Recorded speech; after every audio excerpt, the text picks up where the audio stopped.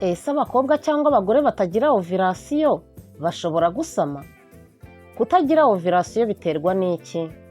Kandi se bigira izihe ngaruka ku mukobwa cyangwa se umugore? Mu by'ukuri, ovirasiyo ni kimwe mu by'ingenzi cyane umugore abura ntasame. Iyo intambwe yo gukura kw'intanga no gusohoka kwayo muri overe kutabayeho, bishobora gutuma gusama bigorana cyangwa ntibishoboke na rimwe.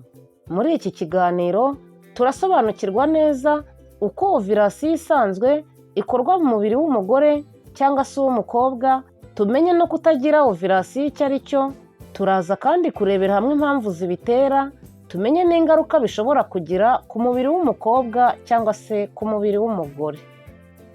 Gumana natwe mu kiganiro kugera ku musozo, uraza gukuramo inama z'ingirakamaro n'amasomo akwiye yagufasha cyangwa se agafasha uwawe. Njye tugiye kubana muri kino kiganiro, ndabasuhuje kandi mbahaye ikaze. Nitwa Miriam. Naho mu kanya.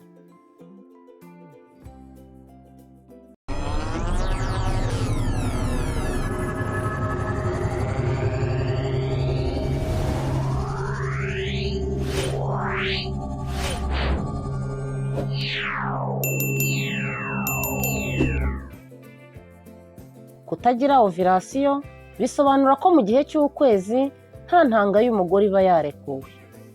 Iyo intangangore ariyo ovire itarekuwe rero, ntihabaho amahirwe yo gusama inda, kuko nta hantu hakwiriye intangangabo ishobora kuruhukira maze ngo habeho gusama. Ovirasiyo isanzwe iba hagati y'iminsi y'ukwezi, akenshi ni hagati y'umunsi wa 12 n'umunsi wa 16 ku mugore ufite ukwezi kw'iminsi 28. Ariko bishobora no guhinduka bitewe n'uburebure bw'ukwezi k'umugore iyo agira ukwezi guhindagurika.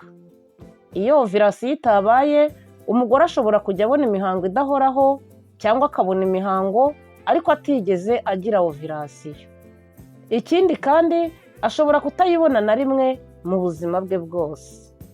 Reka turebere hamwe uko ovirasiyo isanzwe ikorwa mu mubiri w'umugore. Hari imisemburo ine y'ingenzi igira kino gice cya ovirasiyo. Uwa mbere ni hormone folliculostimulante cyangwa se FSH, ari wo musemburo ukorwa n'agace k'ubwonko kitwa hypophyse, ifite uruhare runini mu mikorere y'imyororokere. Uyu musemburo ufasha gukura kw'intanga z'umugore, ugafasha no gutegura ovirasiyo, ari cyo gihigi ari ryo ovire risohoka mu dusabo tw'intanga. Mu magambo magufi, uyu musemburo witwa hormone folliculostimulante ufasha intangangore gukura, ukanayifasha gusohoka muri overe, aribyo byitwa ovirasiyo. Usanzwe unatuma imihango igenda neza, bityo ukagira uruhare runini mu bushobozi bwo gusama. Umusemburo wa kabiri ni hormone luteinizante cyangwa se LH, nawo ukaba uva mu gice cy'ubwonko cyitwa hypophyse, ifasha mu mikorere y'imyororokere ku bagore. Ukaba ugira uruhare rukomeye muri ovirasiyo, aribwo overe isohora intanga ishobora guhura n'intangangabo maze akabaho gusama. Umusemburo wa gatatu wo ni estrogene. Estrogene ni umusemburo w'ingenzi cyane ku mugore. Ukaba ufasha umubiri w'umugore gukura neza no gukora bikwiye mu bijyanye n'imyororokere. Estrogene isanzwe ifasha igitsina gore gukura kw'imyanya ndangagitsina, ari iya nyababyeyi, ikanafasha n'umwanya w'ibanga nyirizina gukura neza, ikanafasha n'amabere gukura neza. Umusemburo wa kane ni progesterone. Progesterone ni umusemburo utuma imbere mu mura haba neza, kandi yifitemo ibinure bihagije kugira ngo intangangore yuzure neza. Uyu musemburo kandi ni nawo utuma iyindi igiyemo mu gihe umugore atwite itavamo, kuko urinda umugore kugira ibise mu gihe cy'imburagihe maze inda ntivemo, ukanagenzura ukwezi k'umugore neza. Nguko uko bigenda. Ubwonko bwohereza wa musemburo witwa hormone folliculostimulante, nayo igatuma intanga zikurira mu dusabo tw'intanga, maze umusemburo wa estrogene ukazamuka icyarimwe n'umusemburo wa LH, ariwo hormone de luteinization, maze ugatera gusohoka kw'igi ryahiye neza, ari byo ovirasiyo. Muri icyo gihe umusemburo wa progesterone uhita wiyongera, ukorewe mu bisigazwa by'aho intangangore yavuye, ukajya gutegura mu mura, ugira ngo hakirirwe urusoro hameze neza, ukanatuma ubushyuhe bw'umubiri bwiyongera nyuma ya ovirasiyo, ukanarinda ko hongera gusohoka indi ntanga. Iyo iyi ntanga yasohowe mbere ibaye imfabusa rero ntihabeho gusama, uyu musemburo wa progesterone uguma hejuru iminsi nka 12 kugeza ku minsi 14 nyuma ya ovirasiyo. Maze koro jone ariko gace k'umuhondo kaba kari mu dusabo tw'intanga ari nako karekura progesterone gahita gasenyuka nyuma y'iyo minsi 14, progesterone kagabanuka maze bigatuma imihango itangira gusohoka. Hari abakobwa benshi n'abagore batagira urwo ruhererekane tumaze kuvuga rw'uko ovirasiyo igenda, akaba aribyo byitwa anovirasiyo cyangwa se kutagira ovirasiyo. Reka turebere hamwe noneho impamvu zituma hatabaho ovirasiyo. Impamvu ya mbere ni imisemburo itari ku rugero rukwiye. Iyi niyo mpamvu ikunze kugaragara cyane. Umukobwa cyangwa se umugore usanga afite estrogene nyinshi cyangwa se nkeya cyane, progesterone ikaba idahagije, prolactine ikaba nyinshi cyane, kandi icyo gihe tiroyide iba idakora neza. Tiroyide ni agace kaba mu ijosi imbere gato gafite ishusho imeze nk'iy'ikinyugunyugu, aho abenshi bakunda kwita ku ngoto. Akaba ari kamwe mu duce tugize sisiteme ikora imisemburo mu mubiri w'umuntu. Impamvu ya kabiri ituma umukobwa cyangwa umugore atagira ovirasiyo ni ukugira ibiro byinshi cyane cyangwa se kugira ibiro bike cyane.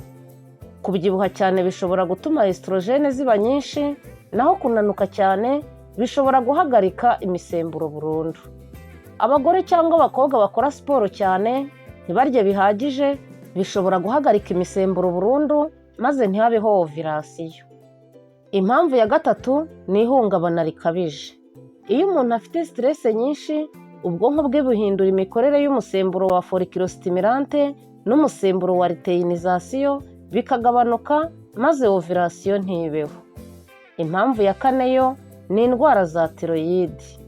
Iyo tiroyide ikora cyane cyangwa se igakora gake, ihindura imihango maze ovirasiyo ikabura burundu. Impamvu ya gatanu ni ibibyimba byo mu mura.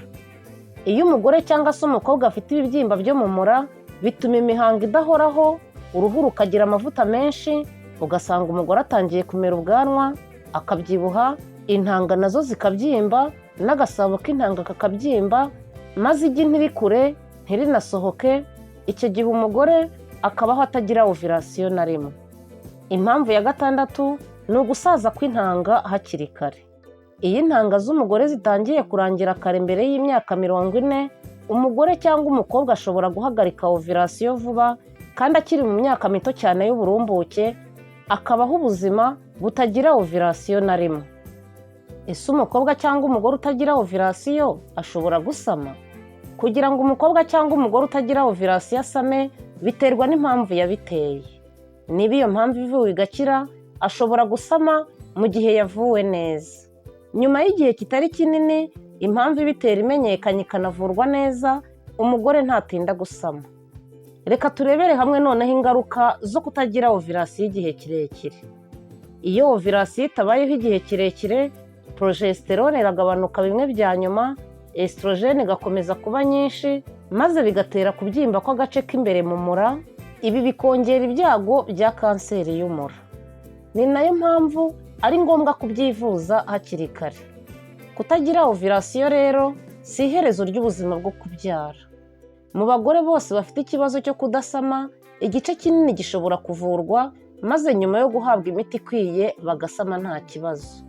Icy'ingenzi ni ukumenya ikibazo nyirizina no kuvurwa n'umuganga ubizobereyemo, no kudatinya gusaba ubufasha ku gihe. Muri rusange, ovirasiyo ni imwe mu ntambwe z'ingenzi cyane zituma gusama bishoboka, kuko aribwo intanga y'umugore isohoka igategereza guhura n'intanga y'umugabo hakabaho gusama. Iyo ovirasiyo itabayeho neza cyangwa ikabura burundu, bishobora gutuma hatabaho gusama by'iteka ryose. Hari abagore benshi bagira ikibazo cya ovirasiyo idahoraho, ariko nyuma yo kwisuzumisha bagafashwa n'abaganga, bagatangira kubona ovirasiyo mu buryo busanzwe, nabo bashobora gusama. Ibi bikatwereka ko kumenya ikibazo hakiri kare no gushaka ubufasha bishobora kugira uruhare runini mu kugikemura. Kuri wowe wumva ko umaze igihe kirekire udasama, icy'ingenzi ni ukudacika intege no kudatekereza ko byose birangiye, kuko bishobora kuvurwa cyangwa gukosorwa maze nawe ugasama. Ni byiza kandi kwibuka ko ubuzima bw'imyororokere bugira ibintu byinshi bibubonerana, bityo kwihangana, kwita ku buzima bw'umubiri n'ubw'amarangamutima no gushaka amakuru yizewe niyo ntambwe nziza mu rugendo rwo gushaka umwana. Niba hari ikibazo ufite cyangwa se ukaba ufite ingingo wifuza ko twaganiraho ubutaha, watwandikira muri komenti. Ndagushimiye. Mugire amahoro, naho ubutaha. Ndagukangurira gukora like kuko ni ingenzi cyane, ukore subscribe, ukore kukazogera kugira ngo tujye tubana mu bindi biganiro.